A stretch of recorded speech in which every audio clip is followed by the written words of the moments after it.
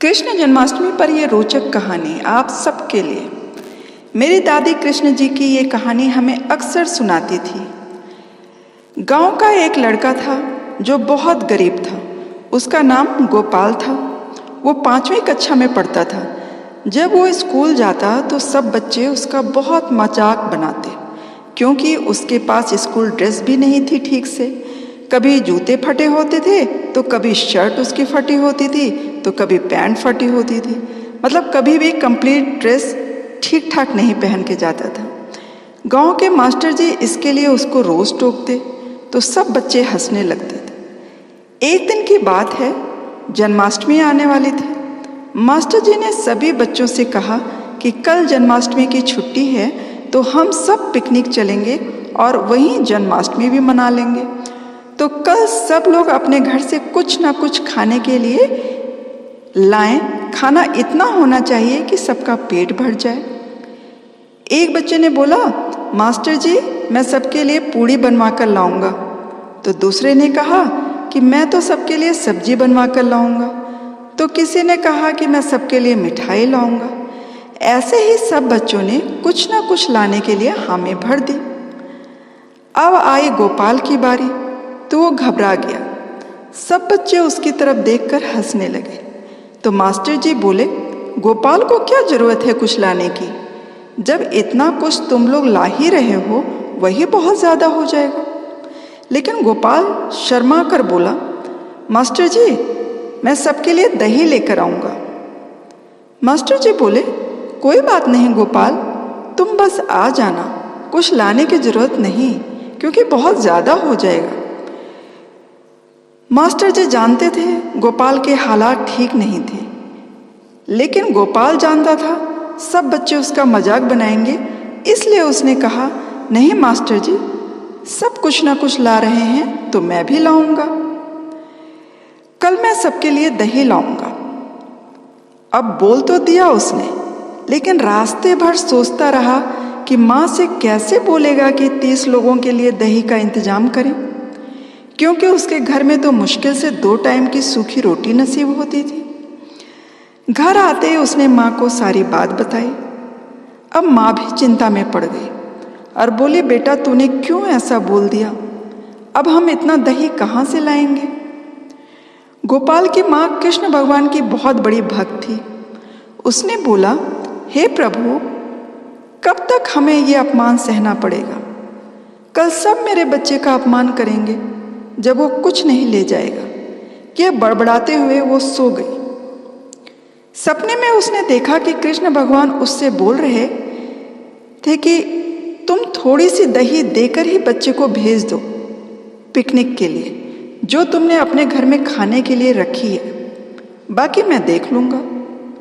लेकिन प्रभु उतनी दही तो एक व्यक्ति के लिए भी पूरी नहीं होगी। ये कहते हुए उसकी नींद खुल गई। उसने बच्चे से सपने वाली बात नहीं बताई, लेकिन ये कहते हुए उसने दही एक छोटे डिब्बे में रख दी कि जो तुम्हारे पास है वही ले जाओ बेटा, कुछ नहीं ले जाने से तो कुछ ले जाना ही ठीक है। गोपाल ने सोचा, माँ से जिद करने से भी क्या होगा, और ज़्यादा दही वो कहाँ से लाएगी। अब तो जो अपमान झेलना है वो झेल लेंगे, बचपन से झेलते आए हैं तो एक दिन और सही। ये सोचकर उसने दही का छोटा सा डिब्बा उठा लिया। माँ ने कहा, बेटा आज जन्माष्टमी है तो पूरे रास्ते कृष्ण कृष्ण जपते हुए जाना, प्रभु अच्छा करेंगे। तो गोपाल ने कहा, माँ हम बचपन से तो यही कर रहे हैं, लेकिन हमें हमेशा अपमान सहना पड़ता है। भगवान हम पर कभी दया नहीं करते।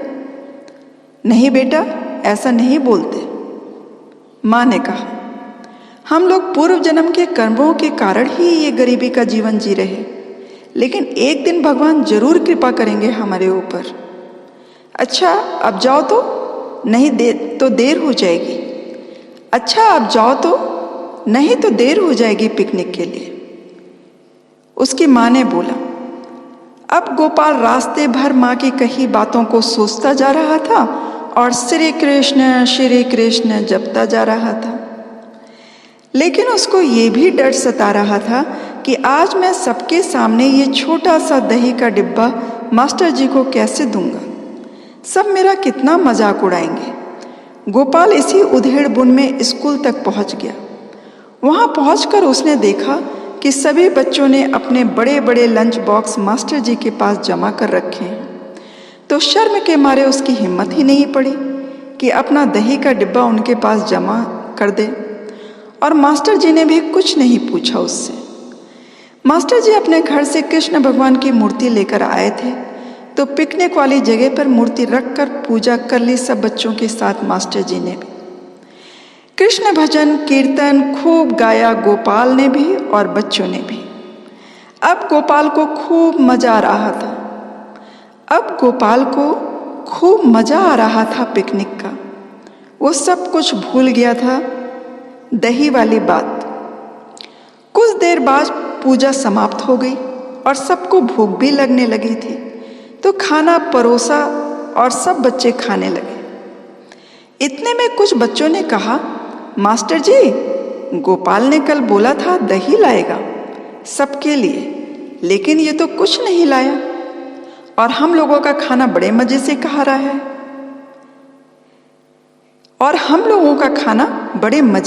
रहा है।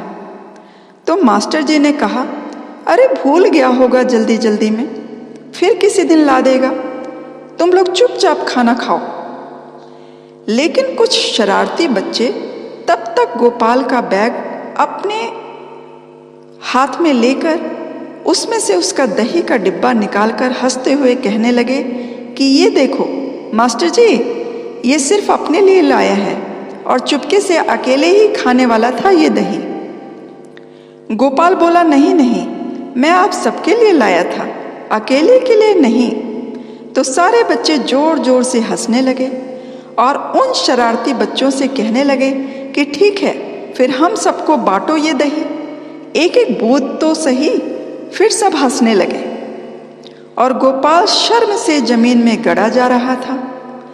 तभी एक बच्चा बोला, अरे इतनी स्वादिष्ट दही है ये तो, आज तक मैंने इतनी स्वादिष्ट दही कभी नहीं खाई। अब सब बच्चे उसकी तारीफ करने लगे कि हाँ, हमने भी कभी इतनी स्वादिष्ट दही नहीं खाई, ये तो बहुत ही स्वादिष्ट है। और सबको बांटने के बाद भी दही उतनी की उतनी ही बची हुई थी। अब गोपाल की सब लोग बहुत तारीफ कर रहे थे और कह रहे थे कि इसका डिब्बा तो जादुई डिब्बा है, देखने में इतना छोटा और इसमें से इतने लोगों की दही आ गई। सबने बार बार लेकर खूब खाया और उसके बाद भी दही बची हुई है। कुछ बच्चों ने गोपाल को उठाकर अपने कंधों पर बिठा लिया। इतने में मास्टर जी ने सब बच्चों का ध्यान अपनी तरफ खींचा और बोला, आप सभी बच्चे सर्वसम्मति से सबसे अच्छे खाने का अवार्ड किसे देना चाहते हैं, बताएं। सब बच्चों ने मीठी दही लाने वाले गोपाल का नाम लिया।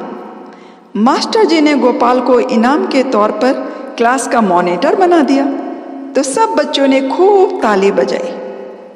गोपाल की आंखों में भी खुशी के आंसू छलक रहे थे, क्योंकि इतना सम्मान उसे कृष्ण भगवान के चमत्कार की वजह से ही मिल रहा था।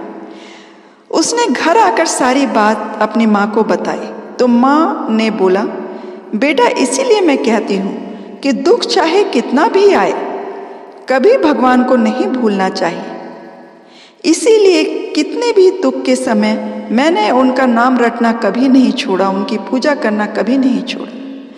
वो सिर्फ हमारे पिछले जन्म के कर्मों का फल देते हैं, वो सदैव हमारे साथ रहते हैं बेटा। जय श्री कृष्ण। ये कहते हुए माँ ने गोपाल को गले से लगा दिया। जय श्री कृष्ण। आप सबको भी, आप सबको कहानी थोड़ी भी ठीक लगी हो तो चैनल को सब्सक्राइब, अपना ध्यान रखें, अपनों का ध्यान रखें। Bye bye, take care.